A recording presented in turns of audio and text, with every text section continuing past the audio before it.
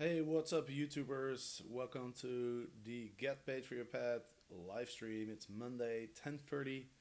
I'm a little late because I had some technical difficulties, but this is going to be a really interesting live stream because I got a really good question from one of the viewers. Her name is Julia, and she's in a position that a lot of people are in, and she asked a question that a lot of people ask. So I'm really going to dig deep into this question, and so I'm just gonna read her original question. So Julia writes that she has some money available and she wants to invest it in a short-term rental. Now, she says that she doesn't necessarily want to invest in her own market where she lives, and she's more interested in investing abroad.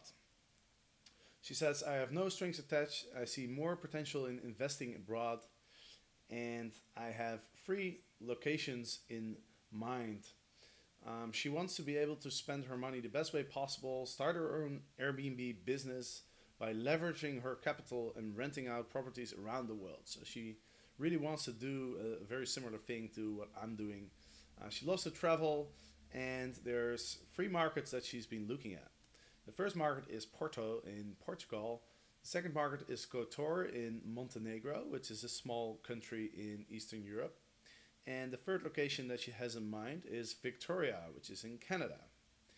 Now, she says that her concern is that Victoria and Porto both have year round occupancy potential. Kotor mainly only has a summer months. She's looked at the stats on AirDNA, which is, if you don't know what AirDNA is, it's a very useful program that you can use to really take an inside look at Airbnb listings all around the world. You can see exactly how much they're making, what the occupancy levels are, and all sorts of other stuff. So it's a really, really great tool. She's used it. Kotor is not on AirDNA, so she has a little less information. But she's saying that tourism there has one of the fastest growing rates than anywhere in Europe, and she thinks that the property values will appreciate in the long term, along with nightly rental rates. She also mentions that there's a lot of new developments going up. And so her question is really what my thoughts are on these markets. And so in this live stream, I'm going to talk about basically whether I think those locations are would be good locations to invest in. Now, there's a lot of things to consider, and as you probably know, I've actually purchased three properties. So far, I've purchased one in Colombia, one in Thailand, and one in the Philippines. And I'm writing a book about how I kind of like went through this whole process of researching different locations and selecting these properties. And so in this book, there's going to be a whole checklist of different questions that you want to answer or that you want to ask yourself. And so I'm going to go through the most important of those questions. So the first question that I would kind of ask myself is when you have some money available and you wanna invest it in a short-term rental property. um, you want to ask yourself a question: do I want to invest in my market where I live, or do you want to invest somewhere else in a market that you're not so familiar with? And I would say the most important consideration when you're making that choice is really whether you can get leverage or not. Because the most of the Western markets, like the U.S. and Canada, most countries in Western Europe, they are leveraged markets, and what that means is that people have access to mortgages with very low interest rates. Like the interest rates in the U.S. are, you know, 3, 4, maybe 5%, depending on what type of mortgage you get, and the same is true for Europe, or even lower, which means that if you have access to the mortgage market, you can pay up a lot for the houses that you buy, and the houses will become a lot more profitable because you're leveraged. And so if you don't have access to leverage, then I would never invest in a leveraged market because you're basically at a disadvantage. Like for example, for myself, the reason why I didn't want to buy anything in Holland is because I can't get a mortgage and other people can. And so I'll be competing with people that just, have way more, they have an advantage over me basically. They can spend a certain amount of money and make a much higher return because they don't have to finance the total amount of the property, and I have to put in all my cash basically. And so that's why I sold out unleveraged markets. And so, what are unleveraged markets? Well, a lot of the developing countries, the mortgage market is very different. First of all, the interest rates are very high. Like, for example, in Colombia, if you want to get a mortgage, you're looking at 10, 11, maybe 12% interest rate. And so, that's about the same as you'd be expecting to make on your short-term rental property. And so it doesn't really make sense to borrow money at 10% and then invest it in a property that makes 10%, right? And the other thing is, it's very hard to get a mortgage in most developing countries. You'll have to put a lot of money down, and there's a lot of restrictions. It's very hard as a foreigner to get a mortgage in these countries as well. But even for the local population, it's very difficult to get a mortgage, and the interest rate is very high, which means that property prices tend to be more attractive in terms of the money that you have to pay to buy the property versus what you can make renting out. So that's just a few things about whether you want to go abroad or local. I would say the big advantage of going local is that you know the market, right? If you buy something in your neighborhood or in your city, like exactly who are the people that are coming in. Exactly like which are the popular places, which are the most attractive places. You have a lot of more information than if you were to buy something abroad. But if you do want to go abroad, then here's a number of things that you want to look at, right? The first thing I always ask myself is, would I want to stay here myself? And I ask myself that question for several reasons. The first the first reason is, if I enjoy staying at this place, then there must be other people that want to stay there too. Maybe not everybody, but I'm sure there's other people, right? I mean, the reason why I find it attractive, those reasons probably apply for some other people as well. The second reason is, if it turns out for whatever reason that I'm not making a very good return, or let's say that I can't rent it out the whole year, then at least I can go and stay there myself. At least it still has some value for me, right? Um, Imagine if I get a property in a location where I really don't want to be, then if things don't go as expected, then what am I gonna do? Like, I don't want to be there myself, so the property basically becomes useless to me if it doesn't make a good return, which means that I'll have to sell it. And if you buy a property, you generally don't want to sell it within, I'd say, like 5 years or maybe even 10 years, because there's a lot of costs involved in acquiring the property, not just the legal costs and other costs involved, but also like the time that you spend researching and all that kind of stuff. So I really don't want to sell a property within the first 5 or 10 years. And so if I don't want to stay there myself and it's not making a good return, then it's kind of like a bad situation, and it's a situation that I don't want to put myself in. So yeah, so that'll be my first question, to you, Julia, is, would you want to spend some time in Porto? Would you want to spend some time in Kotor and Victoria in Canada? And if the answer is yes, my next question would be, like, have you visited these markets? Because you want to know the market. You want to understand what are the best places. Why do people visit? And you want to have like information like on a very micro level, right? Because like you could literally, you buy a property and it could do very well on Airbnb, but like another property like less than a mile away could be doing not very well on Airbnb, right? It's very it's very situational. That's why it's very hard to answer these type of questions in general. because it really depends. I'm sure in all these free locations that you mentioned, I'm sure there is an investment opportunity that are, or there is a property that will do very well on Airbnb, and there's a lot of properties that won't do very well on Airbnb. But you know, your ability to kind of select which property will do well versus which properties don't do well is largely based on how much you know about the market. So if you if you haven't visited these locations, then I would definitely recommend that you do. And and when you do, go on Airbnb and figure out where you want to stay.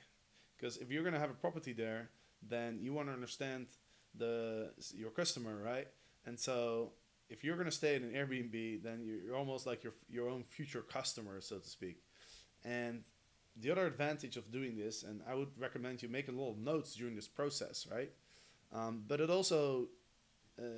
also useful because you get to stay with an Airbnb host, and that person probably has a lot of knowledge about the market, you know, about the regulations, about all sorts of stuff. So that would be my second piece of advice.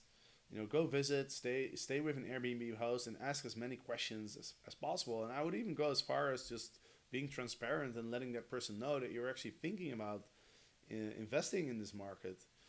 That's like such a good way to get information. I did this myself when I went to Chile. I went to Santiago, and I didn't know very much about this market at all.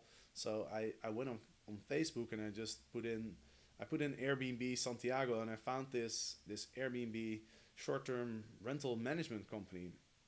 And I got I rented an apartment through this company, and so I became friends with the owner, and he managed like 15 listings in Santiago, and he happened to actually know me because he read my book and he listened to the podcast. But he really helped me a lot. He gave me so much information that it would have been impossible to find out all that type of information if I didn't stay with him or with another Airbnb host. It's just little pieces of information. Just to name a funny one is, the in Santiago the summers are really hot, but the rest of the year is pretty cold, so people don't have ACs. And so it turns out that the apartments that are facing the sun are actually considered less attractive than apartments that are not facing the sun. And this is the opposite of what's the case in my own country. So I would have never thought that if it wasn't for him telling me. So local connections are really important. The next thing you want to look into is what's up with the short-term rental regulations, right? Because everywhere around the world, it's getting harder and harder to rent out on Airbnb, right? There's all sorts of regulations popping up, mainly in the larger in big cities, but still there's smaller places. Like right now, I'm here in Santa Monica, for example. It's a pretty small town, but it has some of the strictest regulations when it comes to short-term renting, and so the regulations are definitely like really important, obviously. So the questions you want to ask yourself is: are you even allowed to do short-term rentals? And if you are allowed to, what are the restrictions? Can you do it all year round, or is there like a limitation, like in Amsterdam and Paris and London, where you can do it 30, 60, or 90 days or 120? Um, or maybe you have to get a license. Maybe there's some cost involved. Maybe there's some conditions around the licensing. Maybe there are some regulations regarding the different buildings where you can buy your properties, right? A lot of buildings have HOAs. They have homeowner association rules. Oftentimes, you're not allowed to rent out a unit in your building for less than 30 days. So even if there's no broader regulations coming from the government, there might be some regulations that are coming from the homeowner building association. So that's another thing you wanna look into. And also, you know you want to think about how can these regulations, is it likely that these regulations will change over time, right? I mean, recently some regulations came into effect in San Diego, for example. And now if you would have, if you buy a property in a location and then a year later suddenly they restrict short-term rentals, then you're in this position where you can't do it anymore. So now you have to rent it out long term, and or you stay there yourself part of the year.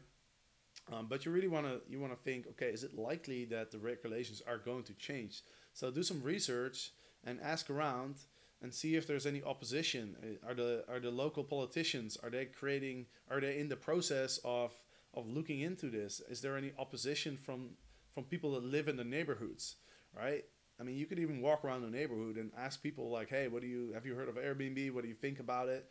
And if a lot of people are complaining about it, then you can almost you're almost guaranteed that at some point in the future the politicians are going to take notice.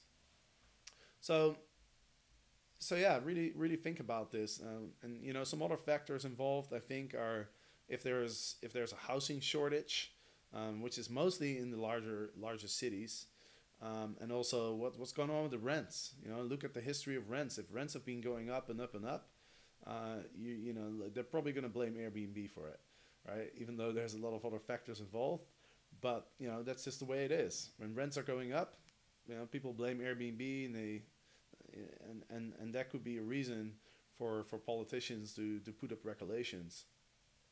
Now, if it's an area that actually sees a lot of tourism, and if the local authorities are really trying to grow the tourism, now that would be a reason. That would be a very positive thing, right? Because if they want to attract more tourists, like for example in Puerto Rico is a good example where the government is really aiming to draw in a lot of visitors to help recover the economy there. And so in Puerto Rico, I don't think it's likely that they're going to put a lot of restrictions on short-term rentals, because obviously short-term rentals contribute to getting more tourists, getting more visitors. So that's just another thing you wanna be looking at. Let's see. I'm just gonna see if there's any questions, like the comments. Like if you have a question, like feel free to ask something. I managed to figure out how to look at the comments while I'm recording this.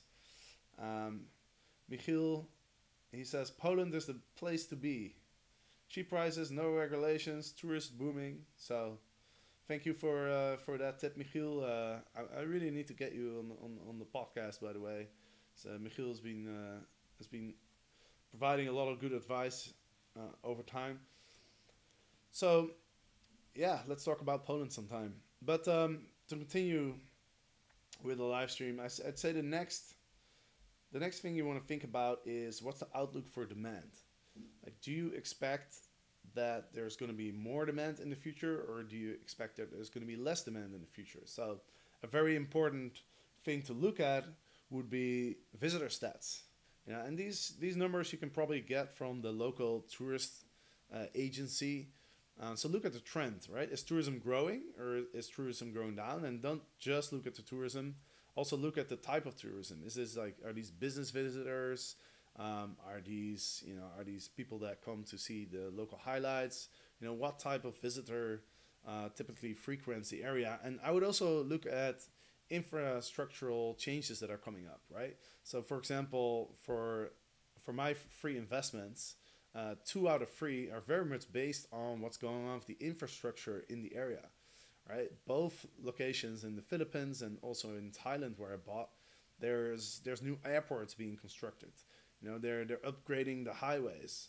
They're doing all sorts of stuff that will make it easier for people to visit.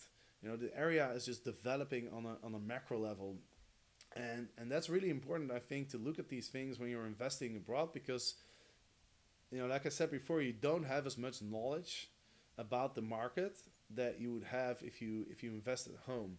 And so your ability to sort of like pick the best property available is not as good as it would be at home, which means that you're kind of like at a little disadvantage versus the locals, right? If you would spend like 2 years in a location, you're probably able to just kind of wait for the perfect opportunity and the perfect property to come on the market. You'll be eyeing some properties, and you'll know what's going on. For example, like maybe somebody is planning to move out, but the property is not on the market yet, but you already have this information, and maybe you can strike a deal with that person before it even gets to the market, which increases the likelihood that you get a good deal. Now, these type of things you just don't have access to all the information if you're buying abroad and you don't know the area very well, and so to kind of compensate for that disadvantage. If you pick an area where kind of like everything is going to grow and everything is going to go up, then it's even if you don't pick the perfect property, you'll still do well, right? There's an expression: the a rising tide lifts all boats, right? And so yeah, like you look what's going on. Like you can usually find this information when you do a little googling, or especially if you ask around what's going on in the neighborhood, what's going on in the city, what are the plans. These things are often there's a lot of information online, so make sure you do a lot of research. Let's see, what else. All right, so one thing we haven't talked about is the profitability, right? Obviously this is a really important topic, and this is basically just doing the numbers. It's how much are you paying for the property, and how much do you expect to be able to rent it out. Now, again, I mentioned AirDNA. You can find a lot of information for most of the major areas in the world. You can find information about how much the current Airbnb listings are making, and based on that you can kind of estimate how much you will be making. But even if Airbnb is not available, you can just go on Airbnb and you can make a reasonable estimate by just looking at the nightly rates, and then also look at the occupancy levels, right? Look at how many days are booked for other properties. So you can see this by looking at the calendars. The only caveat is that if a date is not available, it doesn't mean it's booked. It could also be that the host had made it unavailable. So there's, it's not 100% exact, but at least you can get a reasonable estimate of what your profitability will look like. And this also really depends on like who are you targeting, right? So for example, in my case, in Colombia, in Cali, where I bought my property, now if you look on Airbnb, you'll see that a lot of places rent out for very, very low amounts of money, like 20, $30, and I'm expecting to rent it out for about 80, 100, maybe up to 120. And that's because I'm targeting a very specific market. I'm targeting people from mostly from the US and Canada, or even Europe, who are visiting. And I'm expecting that those people are willing to pay a premium for staying at a premium place. And so my place is just one of the nicest places in the area. And so if imagine you're a group of four people from the US, and you're looking at a bunch of properties in Cali, and you see my penthouse, which has really good internet. It has air conditioning. It has like everything that people are used to in the US. But I'm charging, let's say, $100 a night, so that's 25 per person, right? But there's another apartment that they can rent, which is half the price. It's only 50, right? But it's not as nice. It doesn't have a roof terrace. It's not a penthouse. And even though it's 50% cheaper, that's only $12.50 difference per person. And so I think, and if I look at myself, I'd rather spend $25 than 12.50 if that means I get to stay at a very nice place versus a not so nice place. And so, you gotta think about like who are you targeting, what who's your audience, what market are you servicing. Excuse me. So that's another thing you wanna look at. Now, some other things that I want to mention when it comes to profitability. Also look at the costs, right? How much are you going to pay for electricity? How much are you going to pay for TV, internet, all that kind of stuff? And how much taxes are you going to pay? Are there any property taxes? Maybe you have to pay income tax. There might be some legal fees or condo fees. Like these are all little costs that you have to take into account. And also, you want to think about management. Like how are you going to manage your property, right? Remote management, it can be pretty challenging. So if you live in the U.S. and you have some property in Eastern Europe or in Portugal, uh, how are you going to manage it? Is there a local short-term rental management company that you can use? Do you know anybody on the ground? And again, this is where staying at an Airbnb comes in handy, because when you stay at an Airbnb, I would ask the host, like, how do you manage your unit? Like, who's your cleaner, right? Who's your check-in person, or if you have somebody who kind of like a manager for your unit. So you can ask all these questions, and there's a reasonable chance that if you're staying with an Airbnb host and you're saying, hey, I'm gonna buy a property in this neighborhood, do you want to manage it for me, right? I mean, this person is already an Airbnb host, so this person already understands what it is to be a host, and if that person is doing a good job hosting you, then that person is probably going to do a good job hosting other people. So that's one way of finding somebody who can take care of your property.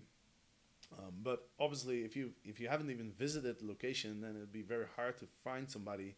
And then the only thing you can do is just use a short term rental company. But there's very like mixed results, like mixed feelings. If you talk to people about short term rental management companies, like sometimes they do a good job, sometimes they don't.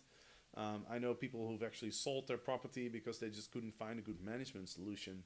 So, that's another thing you want to take into account, the cost of management. Like, how much are you going to be paying the cleaner? How much can you charge for the cleaning on Airbnb? How much are you going to be paying for managing the listing? Or maybe you want to do all the online stuff yourself, or maybe you want to outsource that part. Whatever you want to do, you want to know, like, kind of like what are the costs. Another thing that would help is, do you speak the language, right? If you're gonna buy a property in Portugal, for example, most people probably don't speak very good English there, so it'd be useful if you speak the local language. Now, none of these factors are a decider, right? I'm not saying, like, if you don't speak the local language, then you should never buy a property there. That's not the case, right? And none of these things are really uh, no, these are all like factors that contribute towards your decision, but few of them are decisive. The only ones that are really um, that make the location a no go for me is if I wouldn't want to visit there, if I wouldn't want to stay in that area, then that's a no go. Like, I don't care how profitable it potentially could be. If I don't want to visit my own place, if it's not nice enough that I want to stay there, then I'm just not going to get into it. If there's, obviously, if there's regulations, if it's very restrictive, like, I would never buy a place in Amsterdam to do short-term rentals simply because, I'm only allowed to do 30 days a year, right? Which is crazy. So that's a no go. Also, another no go would be if I think that there are going to be regulations that will be put in place within the next like couple of years. That would be a no go as well. But as far as the other factors, I mean, I do want to make about 10%.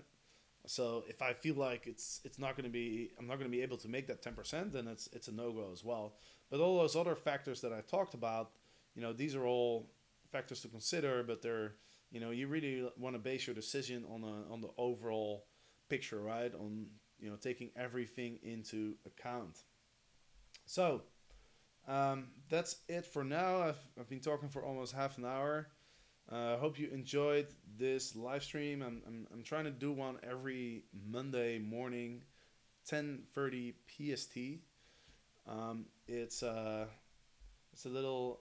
I'm not always able to do it because I have a lot of things going on in my life.